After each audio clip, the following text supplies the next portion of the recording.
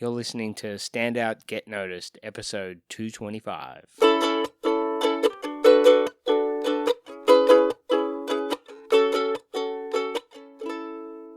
Hi there, Rockstar, and welcome to Stand Out, Get Noticed. I'm Christina Canters with you here for episode 225. This is a very special episode because I'm joined by my wonderful husband, Mr. Aaron Heath. That's me. Hi, Aaron. How you doing? I'm doing well. I am sitting in our lovely hotel in Florida. We're at Podcast Movement 2019. Yay. So those of you who've been following me for a little while may know that we came to Orlando, Florida. We actually got here like 3 days ago. 3 days. We went to Disneyland yesterday. Yeah, Disney World. Oh, Disney World. It's Disneyland it's different. Yeah, you're not allowed to call it Disneyland. So we've been here for a few days, and last week on the show I mentioned that the next 4 weeks are going to be a little bit different. It's not going to be the usual programming because we are traveling for the next few weeks. But I thought, each week I'll do a podcast that's to do with what we're up to and what we've been learning. So it may not necessarily be to do with communication, public speaking, leadership in the workplace, which is what we normally talk about, but it'll still be interesting at the very least. Although this one is about presentation skills because we did go to Club Wyndham yesterday. Yes. Tell us how that happened, Aaron. Well, we wanted to go to Disney World and we went to the front desk of the hotel we were staying at and they were selling tickets to Disneyland and we were like, hey, we need 2 tickets. We're leaving tomorrow. And the guy was like, hey, I can get you cheap tickets. And they were like half price. Half price. Really cheap. So me and Christina were like, yeah, that sounds fantastic. So the guy was like, oh, you do have to sit through a presentation. It goes for, an hour or whatever it was. And we were like, yeah, that sounds fine. And then he was like, you got to be here at 7:30. And I thought, damn, that's early. That's less fine. But then I also thought, we are wanting to take advantage of the day at Disneyland, so we may as well get up early and get down there. So we agreed to it, signed our life away, and went down there and watched a presentation from Mark and had Michael as our, what would you call him? I don't know, definitely not. They probably don't call themselves sales reps. No. Like customer experience manager, perhaps. Or something like that. And we weren't planning on doing a podcast about this, by the way, but halfway through the presentation, I thought, oh my God, this is a podcast. I'm going to do a podcast about this. So today, Aaron and I are going to share with you our thoughts around the Club Wyndham presentation / sales pitch that we experienced. Because it was amazing to observe such a well-oiled machine in terms of like sales and presentations running. So we're going to share with you some of the things that we really enjoyed about it and what we learned. And, some of these things you may very well apply to your own presentations, or times or when you want to persuade or influence someone. Now, if you're listening to this and I just want to mention before we get into it, if you're listening to this and you haven't yet joined my free Facebook group, then I invite you to join. We are the C Method Rockstars on Facebook. We've got a thriving community of awesome people there who are all committed to developing their presentation and communication skills. So come on over and join us. I post in there every single day. Can't wait to connect with you. That, again, is the C Method Rockstars. Okay, let's get into it. So when we arrived, so I'll just take you, so with this experience, like we walked into Club Wyndham and once they got us registered, we had Michael, our customer, we'll call him the customer experience manager, came in to meet with us and he asked us a few questions and then took us out to the balcony, which was overlooking the gorgeous pool. And, we had a bit of a chat there. And one of the first things he said was, just want to let you know that there is no pressure to buy anything. We're going to have a great conversation. We're going to have fun today. Let's go. Which I thought was a nice start to it because, I don't know, were you feeling a little bit uneasy at the start, Aaron? Oh, yeah, because essentially they're selling timeshare, so you're always a bit like, is it going to be the hard sell? Is it going to be the kid gloves approach. Can you explain what timeshare is? It's essentially where you give them money and you get access to, a service or, an area or... So in this case, it's like you get a certain amount of points and you can redeem those points for stays in hotels, well, specifically Wyndham resort hotels all around the world. I think it was partners as well. And they're partners, yeah. And it works out to being much cheaper. So, if you're buying a certain number of points and you spend, let's say, 10,000 points or whatever it is for a room in a hotel, the rate's probably going to be, well, it's going to be much less than what you would pay normally if you booked it. And then you also get like shares. Do you get shares in the hotel? You get shares, and then after you pay off, we'll pick an arbitrary number, and let's say it's $10,000. And then you pay that off over 4 years and you get a certain amount of shares. And then every year you get to have 10 nights, or 20 nights or whatever it is at hotels around the world. Oh, okay. Yeah. So that's there's how a it bunch of works. different stuff. Yeah. Anyway, overall, it's a pretty good deal. Like if you're traveling a lot and you love resorts, it'll work really well for you. But anyway, we're not here to promote them. And by the way, they're not paying us to say this or anything. Yeah, we didn't purchase. No, we didn't. We just so you know, spoiler alert, we didn't purchase. We did not purchase. But we do want to share with you the whole sales presentation. So, after we had the initial conversation with our customer service manager, we went into a room where there was like 40 odd people, maybe 30 people like us, all seated there, and then they had a screen up there. And then in came Mark, who was like the manager, the head guy. He did the presentation. He did the presentation. And he spoke for, how long do you reckon? Like 30 minutes? Oh, not even 40, I reckon. Maybe 30 minutes. Yeah, something like that. So something that I noticed straight away was he came in, he was super friendly, high energy, and then he had a whiteboard where he wrote up, why do you vacation? And he said, hands up, tell me, why do you vacation? So people, were immediately saying, oh, to relax, spend time with family, to see new places. And he wrote all this up. And this was fantastic because it got the audience talking first. And this is what I loved. He didn't just come out and say, well, Club Wyndham and this is what we do and this is why we're so great. No, he made it all about the audience and asked everyone else to contribute. And this was perfect because it then guided us towards the selling point. So someone said, more time with family. And he said, yes. Now, isn't more time, who here believes that more time with family is important? And of course, everyone puts their hand up. So this was beautiful because it got everyone to buy in from the start and go, yeah, this is why I'm here. I want more time with family. Although it did make me laugh that there was a few people who didn't put their hands up, and Mark gave the slight eyebrow raise of what people don't want to spend time with family. And, he used humour, which, I always view as a good selling point as well. If you've got a bit of humour about you. Yeah, absolutely, for sure. Another thing that he did was ask everyone, where's your dream destination? So we got people to yell out where they want to go. About 70% of the room said Hawaii. And we were in America, and I was like, surely you can think of somewhere more exotic than Hawaii. But most people said Hawaii. And I'm like, anyone saying Australia? I think one person said Australia. Yeah, one person said Australia. Maybe they felt sorry for us. They're like, oh, we got to, humour the Aussies in the room.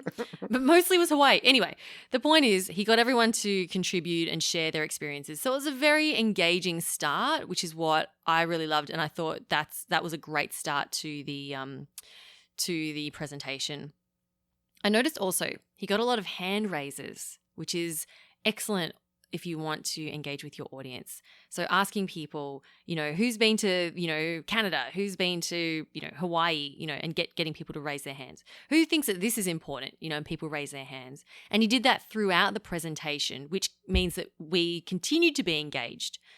Because as humans, it's very hard to, if someone says, who believes spending time with your family is important, it's hard to not raise your hand. Even if you're like, I don't want to raise my hand, you still feel like you should. To be part of the group. Exactly, because we all like to belong, and I do this in my workshops as well. I'll get people to raise their hands. Were you going to say something, Aaron? He was making that face at me like, I want to say something. We need better facial communication. Okay. I think. Good thing we're not videoing this. You're going to think we're nuts. Okay. What was the next thing I want to share? Oh, so I've shared on this podcast before about the presentation structure called format. And I highly recommend you go back and listen to that one. Can't remember which episode it was, but if you search format, it's as in letter 4, then mat. It's a foolproof presentation structure that you can use for so many different things. And if you picture 4 quadrants, and one is, and it goes, and you go clockwise around the quadrants, why, what, how, and if.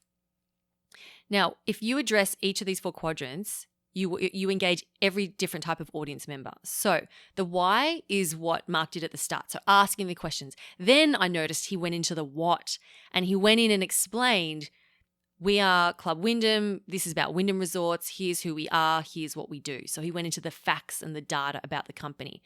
And he showed some really persuasive graphs and charts with numbers and percentages. Now, numbers and percentages, not my thing. But for many people, including Aaron, they are. Yeah, I love stats. It's proof of concept. It's like, and I'm not one of these people who's like, oh, I must be with the rest of the people.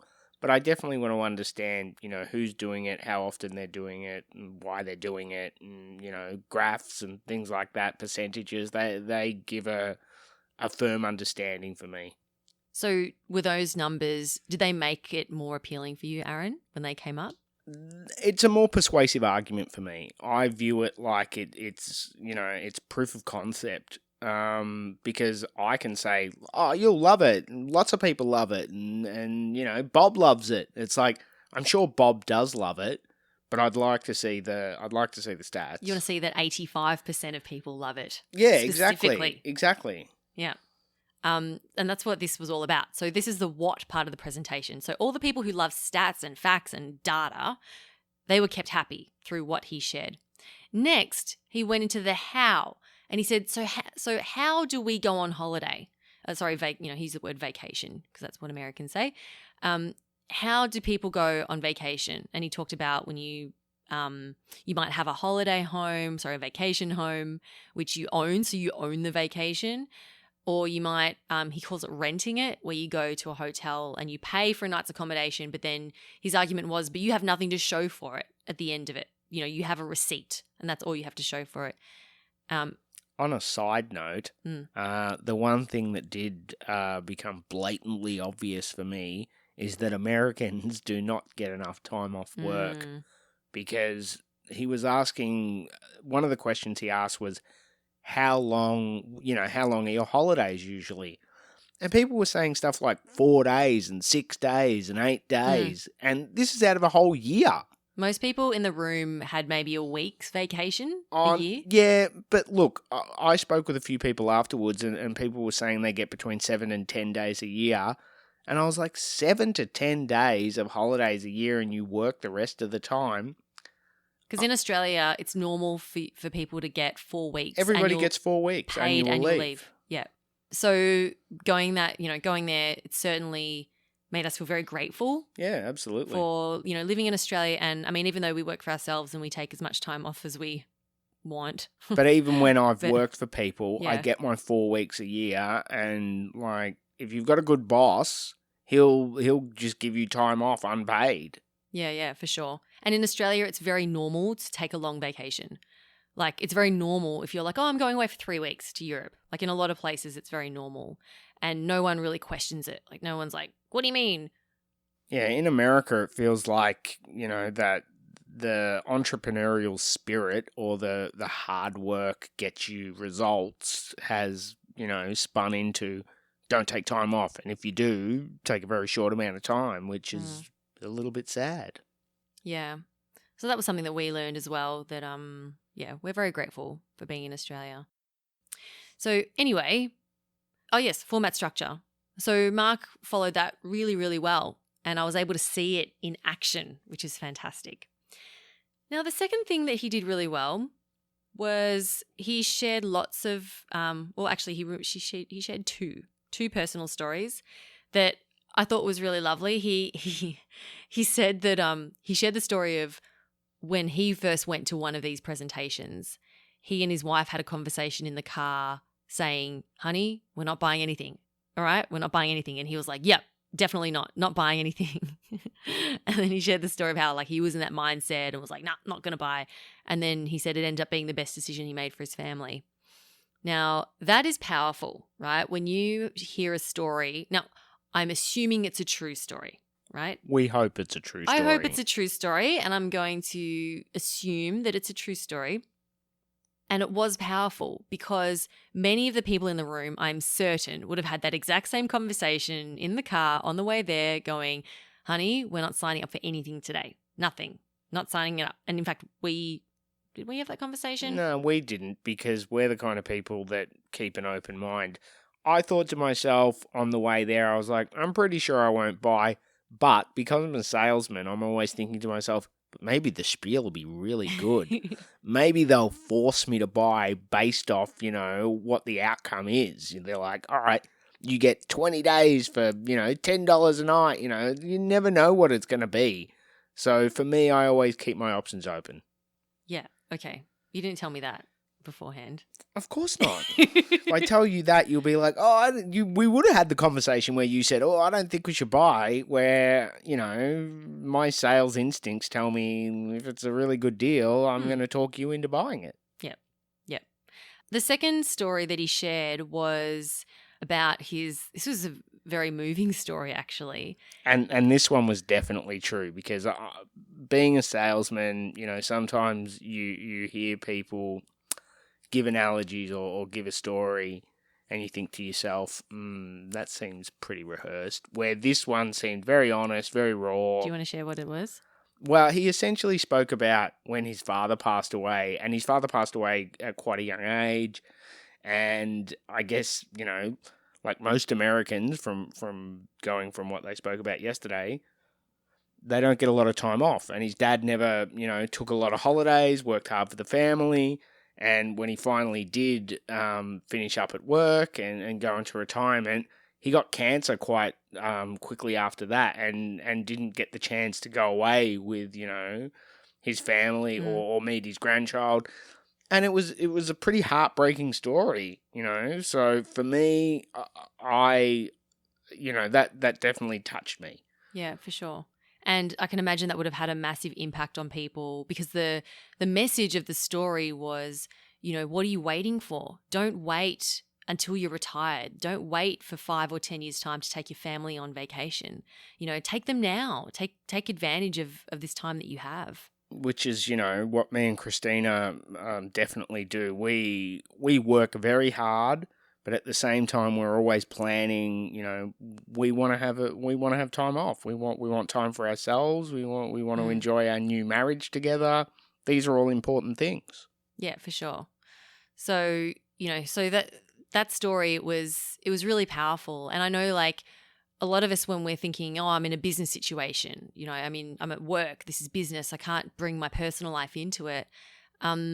It really, sharing personal stories when they have the right message can be super powerful, because you get, right into people's emotions. And that is where people buy from. And when I say buy, I don't just mean like buying with their money. I mean like buying in with their their ideas, or jumping on board with you and your ideas, getting there, being able to influence them to think a certain way or behave in a certain way. It's that emotional connection. It's about being relatable as well, because I'm sure people have, regretted not making decisions or doing things or whatever it may be. So it instantly makes that a relatable story. Yeah.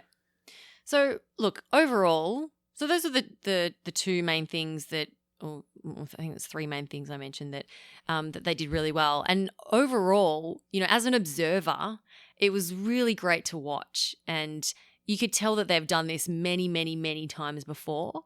But the way that Mark presented, even though I could tell he'd done it many times before, it didn't seem overly like contrived or rehearsed. Like it still seemed to flow really naturally, which shows, which is a testament to how effective and he is as a presenter. Well, both Mark and Michael, you can tell, believe in the product. Yeah. It's not one of those things where they're like, oh, buy it, buy it, buy it, because part of the spiel for them is, and both Michael and Mark said this, where it was like, we don't have to push this. We're one of the biggest, if not the biggest in the world. 2 out of 4 people buy it, giving more stats, which I like. And yeah, they essentially said to us that people need this, and the ones who need this will jump on board, and the ones who won't, they won't take it. Like for us, we use a lot of Airbnbs. We travel quite differently than the majority of Americans. We get more time. But I think for a lot of the people in that room, they have such a limited time to take holidays. It would work for them. It would work for someone who only gets 7 to 10 days a year. I think it's a great product. Yeah. Is it a product? You call it a product?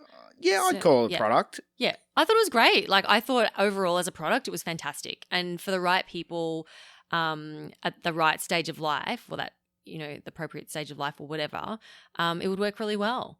I think, we didn't buy because when we travel, we usually actively avoid hotels and resorts because we, like Aaron said, we like to stay in Airbnbs and get that local experience. Like we like to literally stay in someone's spare room or get an apartment in some local area where you can walk out and buy fruit and veg from Joe, the local grocer, next door. That's just the type of travel that we like. So it just didn't suit us and our style of travel. Yeah. Yeah. Because we've been overseas before and had hosts that, we've gotten there. It's been in China. We don't know anyone. We don't know the language. And the gentleman was like, here's a map. Here's your bus tickets. Here's some, herbal tea. and some dumplings. Yeah. And not speaking any English. And it was beautiful. It was a great experience. And at a hotel, we personally find it a little impersonal. But some people like that. Some people are like, I'm going on holiday and it's all about me and my family, and it's we want a lovely place to stay and then stay out of our way. You know what? I would absolutely love to be a part of the Club Wyndham if, let's say, like the fact that it takes the decision making out of your travel would be really helpful for me, because I find that's one of the hardest things. Like when you go, oh, where are we going to go? Or like, where do we want to go? But then where are we going to stay? What location? If, having all the Wyndham resorts there to pick from, to not have to worry about, oh, where do I go? It's like, oh, we'll go to the Wyndham at this place. I think that would work really well. And if you had like a young family and you wanted to have that certainty of knowing what you're going to get, I think, because the resorts would be, like the rooms would be of the, similar high standard. So you would know what you're going to get. And I think that would make it very easy and enjoyable for you if you have a young family. Absolutely. And, with Airbnb, you take the good with the bad, because we've had times before where we've rocked up to joints and we've been like, this doesn't look like the photos. This is not what we agreed to. But the majority of the time, we find it works really well for us. Yep. Again, no commission being made by Airbnb. Yeah. And the bad Airbnbs, don't sue us. We still love you, Airbnb. Love. If it's bad, we just don't give a review at all. Yeah, we let it slide and we move on to the next Airbnb. Awesome. Maybe we'll do another podcast in the future about Aaron and Christina's travel tips. With Airbnb. I think we could do that, actually. We could. So that's what we wanted to share with you. A really interesting experience at Club Wyndham, and I'm glad that we did it because it was great to learn. And we got half-price tickets to Disneyland. Yay! So if you do want half-price Disneyland tickets, then you know what you're in for, right? And like me, you can be an observer and be an observer of the experience and see, how they go about doing things. Yeah, and as a salesman, it was nice to experience a sales pitch that I wasn't giving. Yay! Cool. So that brings us to the end of this episode. Next week we will be back, most likely. Aaron, if you will join me again, will you? Yeah, I will be your co-host for the next couple of weeks, unless you want to do a solo show and I'm asleep. That could very well relaxing. happen. Yep. Next week we'll do an episode about podcast movement and what we learned. Oh yeah, and the we'll people we've definitely do met. that. Yep, we'll do that. So I look forward to seeing you there. Don't forget to join the Facebook group, The C Method Rockstars. Connect with me there. If you're not a Facebook person, then come on over to LinkedIn and connect with Aaron and myself. We will be posting about podcast movement. Oh as yeah, well. and you can follow our page on LinkedIn, which is Podcast Services Australia. Have an amazing week, and I will talk to you real soon. I'm Christina Canters, And I'm Aaron Heath. and this has been Stand Out, Get Noticed. Yeah.